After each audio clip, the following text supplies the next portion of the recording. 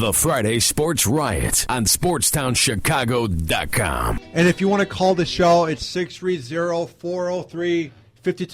It's 630-403-5200. And now, Ryan, who do we have on the show right now? On the Illinois Center for Broadcasting Hotline, we have Mark Grote, 670 The Score. What's up, What's Mark? going on, guys? Nothing much, man. How has your week been so far? It's been a lovely week. Actually, it started off well, and then I started to get a cold. So if you really are asking me, it's gone sour towards the end of the week. So I'll deal with it, though. Now, let's talk a little bit about the Olympics. What was your take on the Olympics overall? Overall, on the whole show, I mean, Yeah. No matter what happens, no matter what gets talked about, before the Olympics, because there's always some sort of controversy that occurs on where it is, and of course there's so many things with Sochi this year. No matter what happens with the Olympics, no matter where it's held, it always looks like the Olympics. So when people ask me what do you think of the Olympics, I say, it looked exactly like the Olympics. And the highlight for me, like I think a lot of sports fans probably in this town who are pro sports fans, was the hockey tournament for sure. But on the overall, it seemed like a pretty smooth operation, and it looked like the Olympics. And now, what was your take on the U.S. not getting a medal in the Olympics? Like, what was that about?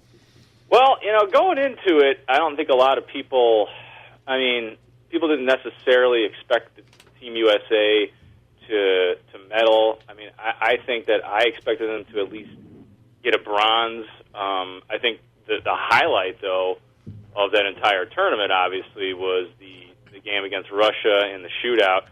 I thought they played better against Canada than a lot of people thought they played. I mean, I keep hearing from people that they got completely outplayed, completely outclassed, and I didn't see it that way. You lost 1-0, and the best player on the ice was the goalie for Team USA, and that was Jonathan Quick. So to me, they played that game very well. Now after they lose that game, to me, personally, it didn't really matter what happened in the next game. Now, they got embarrassed by losing 5-0, but really, with any of the Olympic sports, who cares about silver and bronze? It's like the worst second and third prize. Yeah. So do you think that Sochi was a bad place to have the Olympics, or do you think that after they had the Olympics there, that it was a good idea? Well, I think overall, going into it, I'd say like a place like that, a country like that is as backwards as it still is with some of its social issues and the way they handle things with dogs running around and the way they treat homosexuality. They don't, something like that in terms of social conscience, no, they don't deserve it. And a lot of what the Olympics is about is that, and it's about the world and about the world coming together. They're a little bit backwards. Now, did they put on, was Sochi a good place for the Olympics? When you just talk about the raw sport, yeah, it looked great. All the events looked pristine. It looked like a smooth operation. The security issues, nothing happened with that because that's what everybody was worried about going into it. Is there going to be some sort of terrorist attack? And they handled it all very well. But to answer the question, I don't think a country like that, these backwards countries, deserve to be highlighted by the world. Now, moving on to some baseball, is there any chance that there could be some bright spots for the Cubs this year? How do you see this going down? Well, I think that the bright spots that you're going to see are going to be in spring training because that's the only time you get to see the core four players with Chris Bryant and with Almora and Baez. And actually Baez, though, I believe that Baez could very well be called up first and soon, maybe May or maybe even June. That wouldn't shock me at all. So really, I'm just trying to think. I'm just like going position to position, like with the team that breaks camp, and there's nothing that I can think of that really jumps out at me in terms of what I guess I want to see if Anthony Rizzo more than anything turns around. I want to see if I believe Starlin Castro will get back to where he was, but because he was just, I don't believe that you can go from a guy who gets 200 hits a year to all of a sudden just completely flop. So I'm looking forward to seeing Rizzo and Castro, and then it'll be interesting to watch what happens with Samardzija. It's pretty clear that they would like to trade him, but they are not going to move him unless they get what they want back for him. Do you think that Rick Renteria could be the guy that could take them to a lot of playoffs, and do you think he's going to be a good manager for this team? Well, apparently he's the guy that is just supposed to be nice. to the players. Right. Because, the one thing that Theo Epstein admitted about Dale Swaim, or said, or was quoted as saying, I think it was Epstein or Hoyer, one of the two, they're on the same page, of course, is that, before you can give tough love, you have to give love. And, apparently Swaim didn't do that. So really, Rick Renteria's job is to come in and be really, really nice to these players and to try to, no matter what anybody says, that's what it's about, developing the young players, getting along with the young players. So apparently if Starlin Castro allows a guy to tag up from third base from the shortstop spot, he's not going to get scolded this year like he was by Swaim. He's going to get a big hug from Rick Renteria in the dugout. Now, moving on to the White Sox, what would you call a good year for this team? Well, 99 losses last year. I don't expect them to. They're in a tough division. I think that's one of the big things with you can name three teams right off the bat that are better than them. I think position for position, especially starting with Detroit and Kansas City and Cleveland. I think that maybe I think the Sox probably 5-6 games under 500 before it's all over. I think that it'll be worse than that throughout the year, but I think they'll finish strong. And I only say that because there's a lot of different new parts and pieces that are coming together. I expect that Adam Dunn will have a good season, believe it or not, just because it is a free agent year for him. Really interested to see what nobody really knows what Jose Abreu is going to do either. I mean, this guy could he could step in and hit 40 home runs, or he could come in and hit 19 or 20 home runs and be a Diane Viciedo type. I mean, right. It's completely difficult to tell. So I'd say a successful season or a realistic season, 5-6 games under 500. Speaking of some of the new people that are on the White Sox now, do you think Matt Davidson will be the starting third baseman for the White Sox?